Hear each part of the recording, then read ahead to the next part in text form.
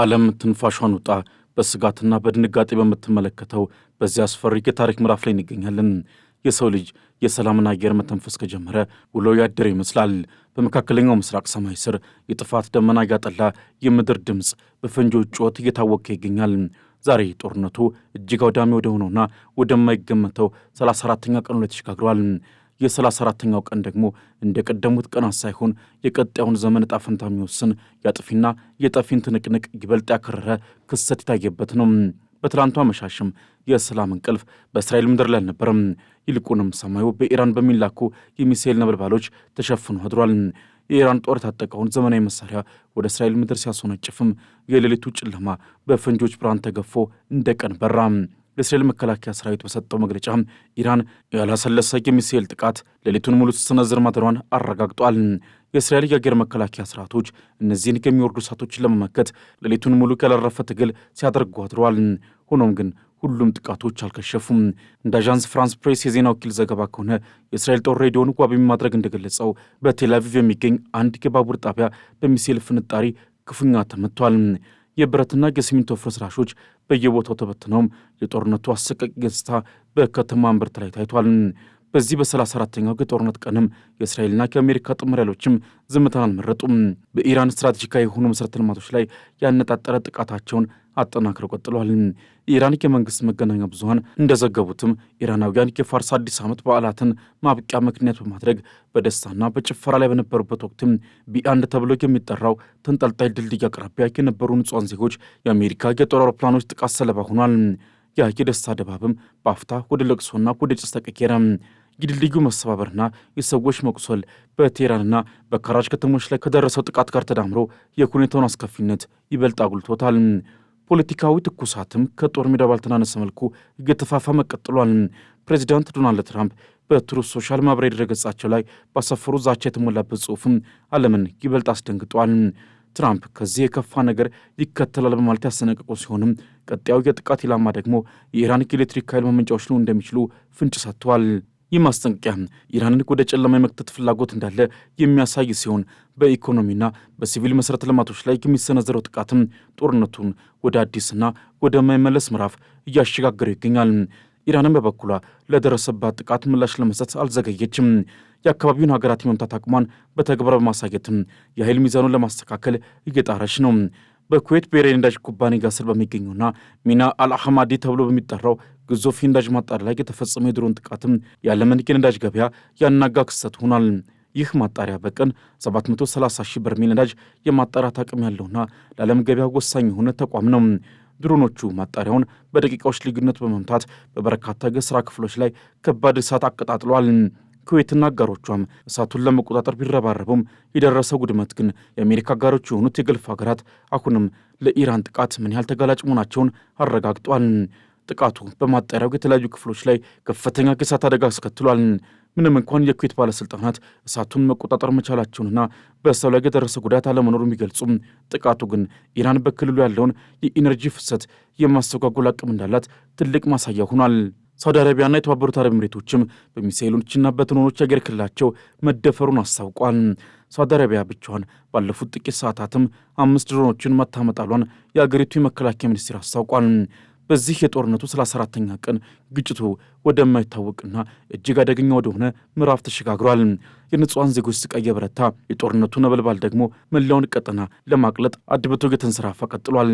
በተጨማሪም ክላስተር ቦምብ የተገጠመለት የኢራን ሚሳኤል በመካከለኛው እስራኤል ላይ ተተኩሶ በበርካታ አካባቢዎች የንብረት ውድመት አድርሷል። ቢቢሲ እንደዘገበው ከሆነ ምንም እንኳን በዚህ ጥቃት የሰው ሕይወት ባያልፍም የደረሰው የንብረት ውድመት ግን ከፍተኛ ነው። የጦርነቱ ሰደድ አሁን ከኢራንና ከእስራኤል አልፎ ወደ ጎረቤት ሀገራትም እየተረጨ ይገኛል። ከየመን የተሰነዘሩ አዳዲስ ጥቃቶችም ሪፖርት ተደረጉ ሲሆን እንደ ኳታርና ኩዌት ያሉ ሀገራትም የአየር ክልላቸውን ጥሰው የገቡ ድሮኖችን መትተው ጥለዋል። በአየር ላይ በሚደረገው ፍልሚያ የኢራን አብዮታዊ ዘብ አንድ ትልቅ ድል መመዝገቡን በይፋ አውጇል። በኢራን ማዕከላዊ ክፍል በሚገኘው የአየር ክልል ውስጥ ሁለተኛው የአሜሪካ ኤፍ-35 እጅግ ዘመናዊ የጦር አውሮፕላን መትቶ መጣሉን የኢራን አብዮታዊ ዘብ የህዝብ ግንኙነት ክፍል አስታውቋል። አውሮፕላኑ የሌክንሂዝ ስኳድሮን አባል እንደነበረና በኢራን የአየር መከላከያ ስርዓት አማካኝነት ሙሉ በሙሉ መጥፋቱን ገልጿል። አውሮፕላኑ በአየር ላይ በመበታተኑ ምክንያቱም ስለ አብራሪ ሁኔታ የታወቀ ነገር ባይኖርም የኢራን የዜና ወኪሎች ግን አብራሪው በሕይወት የመትረፍ ዕድሉ እጅግ ጠባብ እንደሆነ እየዘገቡ ነው። አውሮፕላኑ ሲወድቅ የተፈጠረው ከፍተኛ ፍንዳታ አብራሪው በፓራሹት ለመውረድ ጊዜ እንዳልነበረው አመላካች ነው ተብሏል። ይህ የአንድ ወር ዕድሜ ያስቆጠረውና አሁን 34ኛ ቀኑን የደረሰ ጦርነትም የዓለምን የኢኮኖሚና የደህንነት ሁኔታ እየቀየረው ይገኛል። የሰው ልጆች እልቂት እየጨመረ የጦር ግንባሮች እየሰፉና የዓለም የነዳጅ ገበያ በከፍተኛ መዋዠቅ ውስጥ ወድቋል። በተለይም የሆርሙዝ የባሕረ ወሽመጥ የውጥረት ማዕከል ሆኗል። ኢራን የተባበሩት መንግስታት ድርጅት የጸጥታው ምክር ቤትም የመከላከያን ለመጠቀም የሚያስችለውን ውሳኔ ከማሳለፉ በፊት ጠባጫሪ ድርጊቶች እንዳይፈጸሙ በጽኑ አስጠንቅቃለች።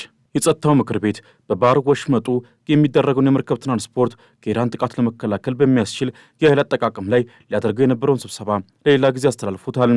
ጦርነቱ ወደማይመለስበት እሳታማ ምዕራፍ እየተሸጋገረ ባለበት በዚህ ቅጽበትም የዓለምን የኃይል ሚዛን እስከ ወዲያኛው የሚቀይሩ እጅግ አስደንጋጭ ክስተቶች በየሰከንዱ እየተመዘገቡ ነው። አሜሪካና እስራኤል በኢራን ላይ የከፈቱት ኦፕሬሽን ኤፒክ ፉሪ ዛሬ የገዛ ልብ ተርተው ተመቷል። የአሜሪካ አየር ኃይል ወደር የሌለው አልማዝ በቢሊዮን የሚቆጠር ዶላር የፈሰሰበትና በቴክኖሎጂ ረቂቅነት የሚታወቀው ኤፍ-35 የጦር ጀትም በኢራን እምብርት ላይ በጭስ ተውጦ ሲከሰከስ መላው ዓለም በድንጋጤ ተመልክቷል። የኢራን አብዮታዊ ዘብ የአየር ክልል ጥበቃ ኃይል በአዲሱና እጅግ ዘመናዊ በሆነው የመከላከያ ስርዓቱ አማካኝነት አውሮፕላኑ ወደ ፍርስራሽነት ቀይሬዋለሁ ሲል አስታውቋል። በዲፕሎማሲው መድረክ ደግሞ ኢራን ለተባበሩት መንግስታት ድርጅት የደህንነት ምክር ቤት ጠንካራ ማስጠንቀቂያን አስተላልፋለች። የሆርሙዝ ወሽመጥን በተመለከተ ምክር ቤቱ የመከላከያን ለመጠቀም ሊያደርገው የነበረውን የድምፅ አሰጣጥ ሂደት ተከትሎ ኢራን ማንኛውም ቀስቃሽ ድርጊት ዋጋ ያስከፍላል ስትል ዝታለች። በዚህ ምክንያት ምክር ቤቱ ስብሰባውን ለማራዘም ተገዷል። በአሁኑ ሰዓትም በደቡብ ሊባኖስ የሚገኙ የእስራኤል ኦፕሬሽኖች በሄዝቦላ ላይ ተጠናክረውም ቀጥሏል። በሌላ በኩል ኢራን ያላትን የኃይል አማራጮች ሁሉ በመጠቀም ንግግሮችንና ድርድሮችን ውድቅ እያደረገች ነው። ፕሬዚዳንት ትራምፕ ግን ምንም አይነት ስምምነት ላይ ካልተደረሰ የኢራን የኤነርጂና የሲቪል መሠረተ ልማቶች ላይ ከባድ ጥቃት እንደሚሰነዘር መዛታቸውን ቀጥሏል። በሌላ በኩል ጣሊያን ከኢራን ጋር ለታቀደው ጦርነት የጦር መሳሪያ የጫኑ የአሜሪካ የጦር አውሮፕላኖች በሲሲሊ በሚገኘው ሲጎኔላ የጦር ሰፈር እንዳያርፉ መከልከሏ ተሰምቷል። ይህ ያልጠበቀ ውሳኔ የተላለፈው አሜሪካ የፈቃድ አሰጣጥ ደንቦችን አልተከተለችም በሚል ሲሆን ጉዳዩ በሁለቱ ሀገራት መካከል ያለውን ወታደራዊ ግንኙነት ወደ አዲስ ውጥረት ውስጥ ከቶታል። የጣሊያን ባለሥልጣናት እንደገለጹት የአሜሪካ ቦምብ ጣይ አውሮፕላኖች በሲጎኔላ ለማረፍ ጥያቄ የቀረቡትም አውሮፕላኖቹ በበረራ ላይ ያሉ ነው። ይህም የጣሊያን ፓርላማ ፈቃድ ለመስጠት በቂ ጊዜ እንዳይኖረው አድርጓል ተብሏል። በ1950ዎቹ በተፈረመው ስምምነት መሰረትም በጣሊያን የሚገኙ የአሜሪካ የጦር ሰፈሮች ለሎጂስቲክስና ለስልጠና ብቻ የሚያገለግሉ እንጂ ለአደጋ ጊዜ ካልሆነ በስተቀር የጦር መሳሪያ ለማጓጓዣነት ሊውሉ እንደማይችሉ ጠቅሷል። ይሁን እንጂ ይህ እርምጃ በጣሊያን ብቻ የተገደበ ሳይሆን ስፔንና ፈረንሳይ ተመሳሳይ የአሜሪካ ወታደራዊ እንቅስቃሴዎችን እየገደቡ ባሉበት ወቅት የተከሰተ በመሆኑ በአውሮፓ ያለውን አጠቃላይ የፖለቲካ ሁኔታ አሳሳቢ አድርጎታል።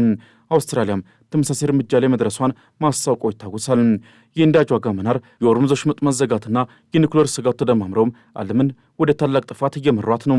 ዓለም አሁን በትልቁ የምትጠባበቀው የሰላሙን ድምፅ ሳይሆን ቀጣዩ ፍንዳታ የትኛው ከተማ ላይ ይሆን የሚለውን ሆኗል።